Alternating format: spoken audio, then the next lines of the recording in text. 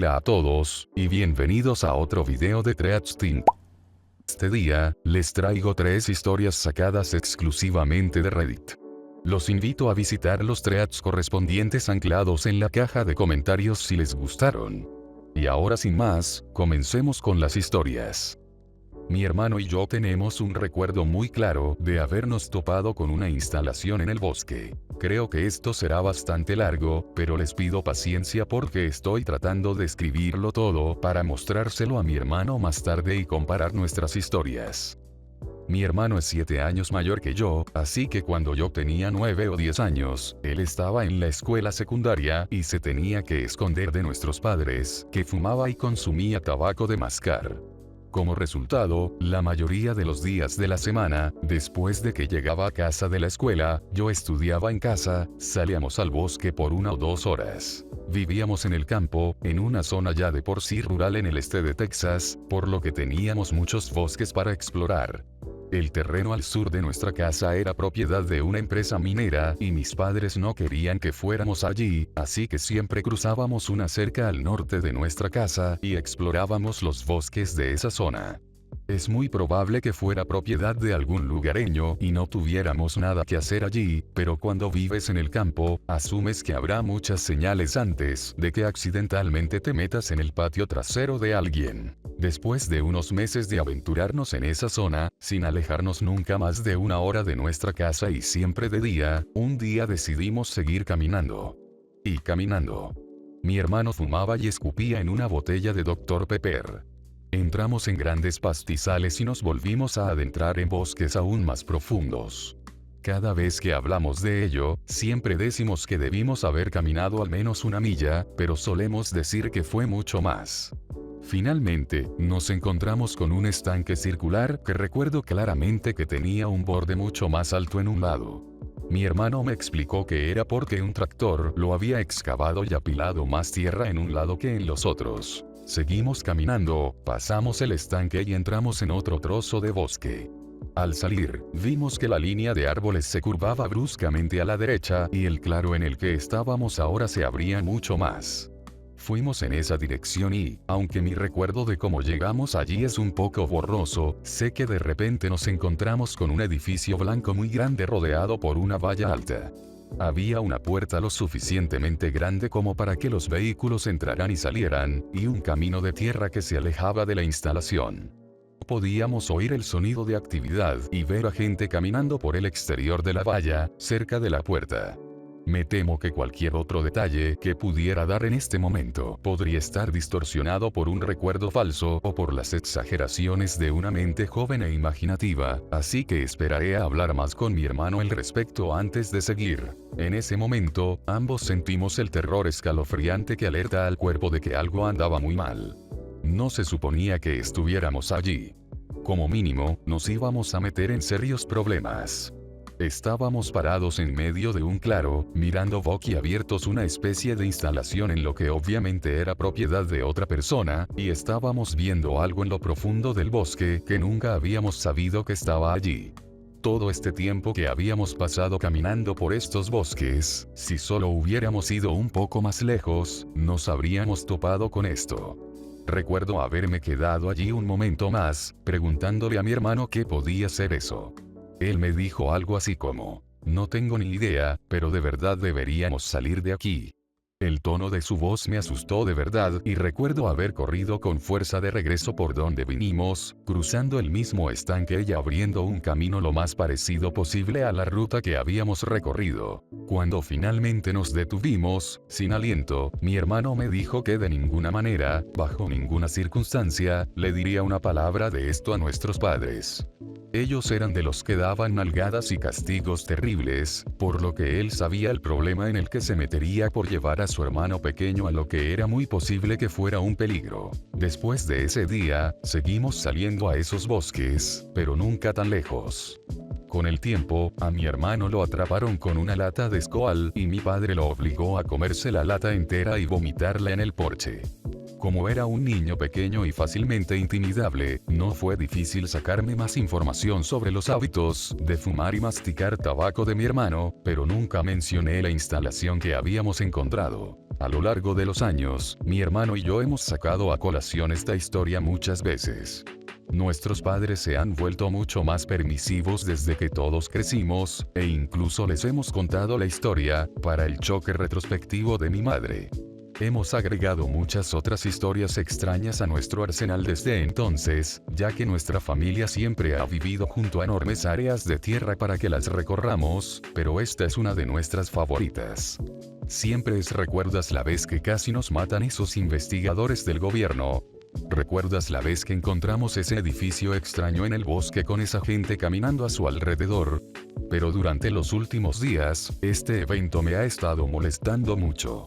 Se lo conté a mi esposa en detalle y ella se divirtió bastante. Pensé en buscar un poco en Google Maps el área donde crecimos, algo que sinceramente me sorprende no haber hecho antes por estas razones específicas. Y lo que he encontrado, o no he encontrado, es realmente extraño. Moviéndome hacia el norte desde mi antigua casa, que desde entonces se quemó y dejó una fea cicatriz en la imagen satelital, en Google Maps, puedo distinguir muy claramente los bosques en los que pasamos nuestro tiempo. Cuando voy más al norte, puedo ver varios claros grandes seguidos de más zonas boscosas. Finalmente, incluso encontré el estanque circular, y estoy seguro de que puedo distinguir el extremo más alto del estanque en el que nos paramos, mientras mi hermano me explicaba cómo se había hecho. Cuando arrastro el mapa más lejos, veo lo que parece ser el claro y la curva pronunciada de la línea de árboles hacia donde vimos la instalación, pero no hay nada allí. Ni rastro de un edificio, ni evidencia de un camino de tierra que se alejaba de una estructura antigua. Solo hay pasto y más árboles. De hecho, cuando me alejo y miro toda el área, no parece posible que haya habido una operación de la escala que vimos allí. Un poco más al norte, la tierra se convierte en nada más que pasto con casas pegadas a un camino rural. Para que la gente entrara y saliera de esta área, habrían tenido que tener algún tipo de camino, así como líneas eléctricas, que se extendieran hasta el edificio.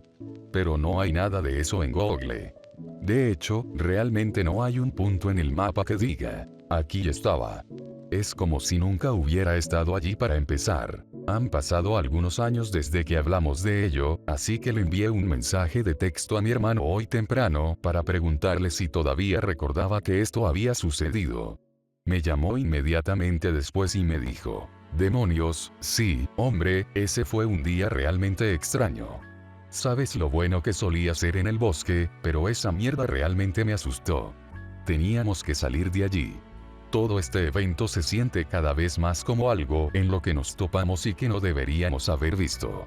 Todavía recuerdo la sensación de pavor al encontrar el lugar y saber que algo malo sucedería si nos quedábamos. Intentaré enviarle esta publicación más tarde para que la lea y corrobore, además de que él mismo mire Google Maps para ver si ve algo diferente. Antes trabajaba en búsqueda y rescate. No en el tipo divertido, sino en el tipo en el que te envían a encontrar al excursionista desaparecido que se perdió y se lesionó. Mi trabajo era registrar los casos de personas desaparecidas que se desvanecían en la naturaleza bajo circunstancias extrañas. No solo perdidos, sino desaparecidos. Aquellos que nunca regresaban. Los que no dejaban rastro. Mi trabajo no era buscarlos, era registrar su última ubicación conocida y las circunstancias que rodeaban su desaparición. Buscaba patrones. El gobierno me pagaba, pero no a través de ningún canal oficial. Era una operación muy discreta, en una pequeña oficina sin distintivos en un edificio sin nada de especial. Mi jefe era un hombre llamado Sr. Finch. Era un hombre severo y callado con una mirada perpetuamente cansada en sus ojos. No hablaba mucho, y cuando lo hacía, generalmente era para darme una nueva pila de expedientes. Simplemente los dejaba caer en mi escritorio, una gruesa carpeta de papel manila, y se iba. Las primeras semanas fueron bastante normales. Leía informes policiales, declaraciones de testigos y registros de búsqueda y rescate. La mayoría de los casos eran bastante sencillos. Excursionistas que se desviaban del camino, cazadores que se desorientaban, niños que se perdían. Triste, pero no inusual. Luego empecé a notar cosas. Pequeños detalles que no encajaban del todo. Cosas que eran simplemente extrañas. Como el caso de la niña de 5 años desaparecida. Había estado acampando con su familia y se había alejado del campamento hacia el bosque. La buscaron durante días, pero no encontraron nada. Ni huellas, ni ropa desechada, ni señales de lucha. Simplemente, desaparecida. Lo que me llamó la atención fue la declaración del testigo de su hermano mayor. Dijo que ella había estado jugando junto a una gran roca y que cuando él se dio la vuelta por un segundo, ella ya no estaba. Dijo que era como si se hubiera desvanecido de la existencia. La policía lo descartó como la imaginación de un niño. Yo lo registré.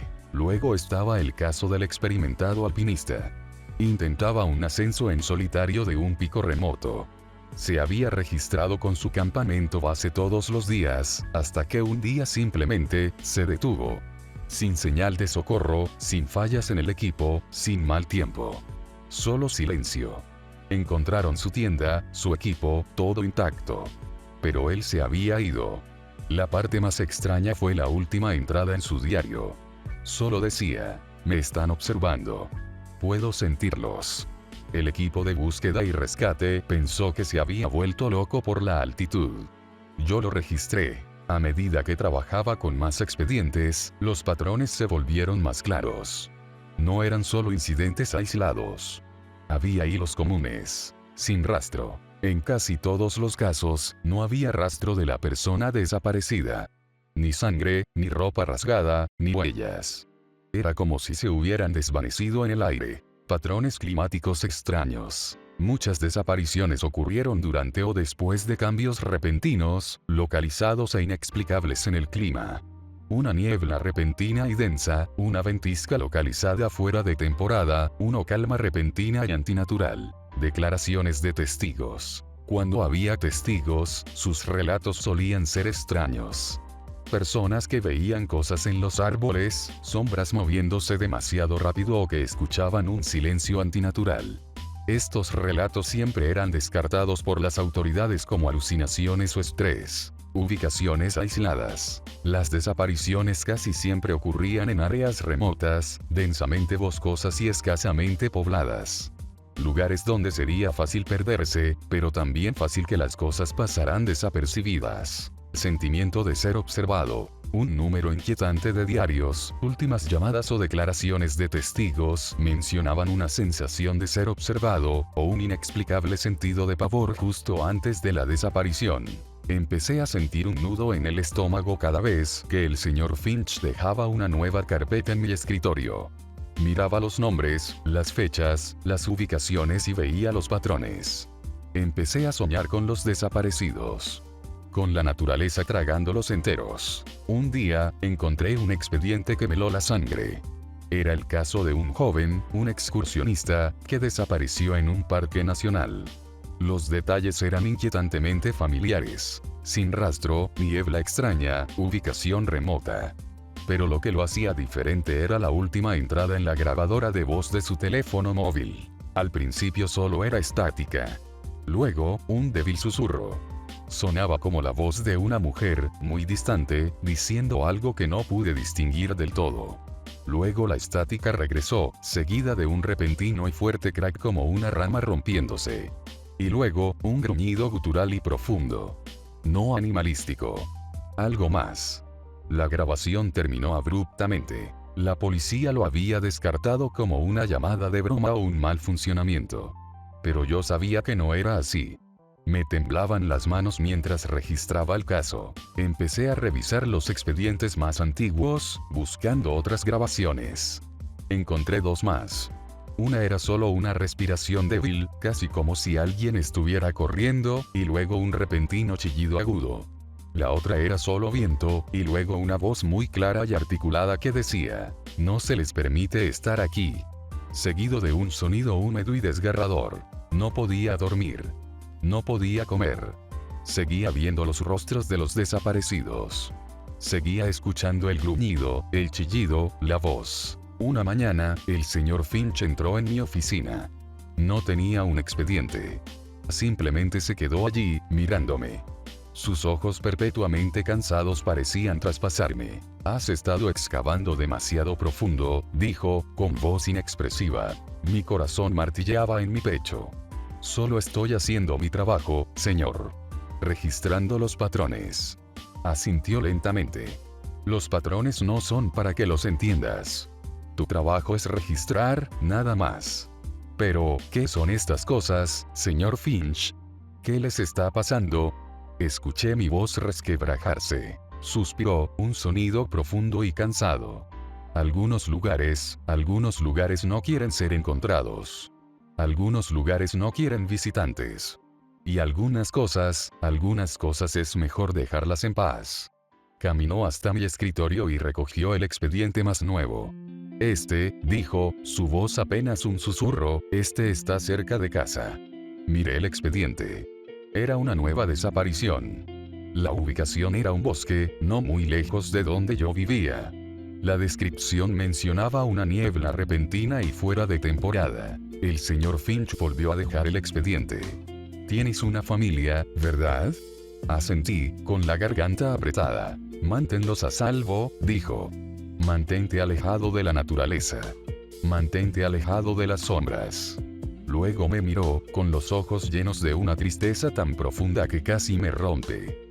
Y lo más importante, agregó, nunca busques los patrones fuera de esta oficina.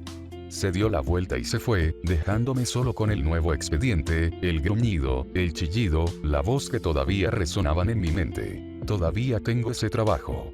Todavía registro los patrones. Y cada vez que un nuevo expediente aterriza en mi escritorio, siento ese nudo en el estómago. Verifico la ubicación. Verifico el clima. Y me recuerdo a mí mismo la advertencia del señor Finch. Mantente alejado de la naturaleza. Mantente alejado de las sombras. Porque algunas cosas es mejor dejarlas en paz. Soy Lucas. Vivo en la ciudad. Ya saben, ruido de coches, gente hablando a gritos, bocinas, un infierno para alguien como yo. No me malinterpreten, no es que odie a la gente, es que el sonido me abruma. Desde que soy un crío, siempre he tenido una sensibilidad especial para el ruido. Cuando algo superaba cierto decibelio, me dolía la cabeza. Por eso, de adolescente, me encerraba en mi cuarto con música clásica a todo volumen, para anular el resto de sonidos.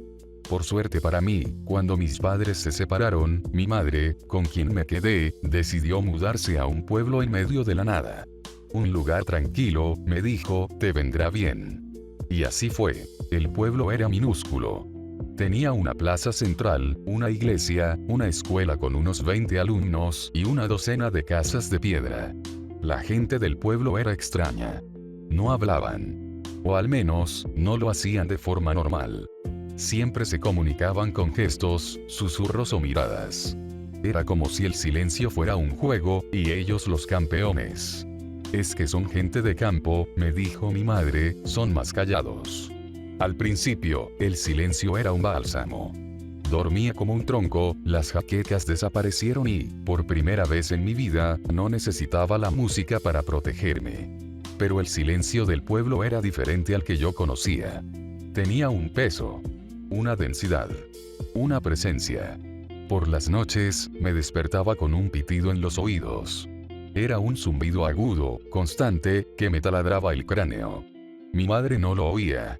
Estás estresado, me decía, no le des importancia. Una tarde, me encontraba en la plaza, sentado en un banco, cuando vi a una niña de unos 6 años jugando con una pelota. La niña era preciosa, con el pelo rubio y los ojos azules. Me sonrió, pero no dijo nada. Se acercó a mí y me ofreció la pelota. La cogí, sonriéndole de vuelta. Me hizo un gesto con la cabeza, invitándome a jugar. Empezamos a pasarnos la pelota. Al rato, la niña se acercó a mí, se puso de puntillas y me susurró al oído. Estás haciendo demasiado ruido. Me quedé helado. Mi corazón se disparó. La miré, confundido. Pero si no he hablado, le dije. La niña se rió, una risa sin sonido, y me señaló el suelo. Me di cuenta de que, sin querer, había estado arrastrando los pies. Un ruido que para mí era imperceptible.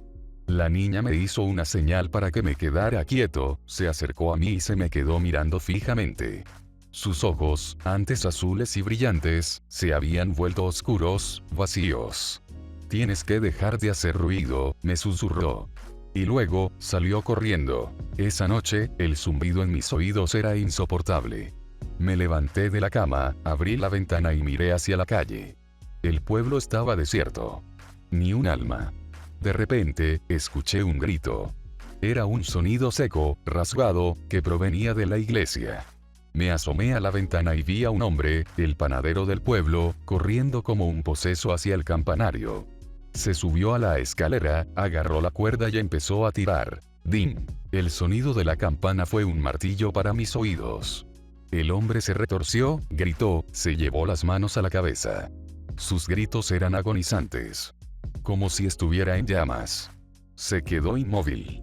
Se dejó caer de espaldas y luego, sin más, se desvaneció en el aire. No dejó rastro.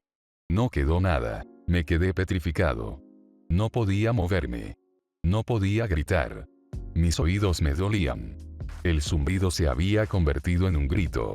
Una voz susurrante, pero un grito al fin y al cabo. Te hemos escuchado, me dijo. Me desmayé. Me desperté a la mañana siguiente. Estaba en mi cama. Mi madre me estaba despertando. ¿Estás bien? Me preguntó. Anoche oí un ruido terrible, pensé que te había pasado algo. No le conté lo que oí. No me creería. ¿Cómo iba a creer que un hombre se había desvanecido en el aire? El panadero había desaparecido. La policía dijo que había huido de casa. Pero yo sabía la verdad. El panadero había hecho ruido. Había roto el juego. El zumbido no ha desaparecido. Ahora es constante. Las personas del pueblo se me acercan y me susurran, cuidado con el ruido. No puedo salir de la casa. El silencio es cada vez más denso. Pesa. Oprimí. Las paredes de mi casa crujen. Oigo pasos en la noche. No sé qué son. No puedo verlos. Solo puedo oír el susurro. El susurro que me dice que me estoy quedando sin tiempo. Con esta historia terminamos el video de hoy.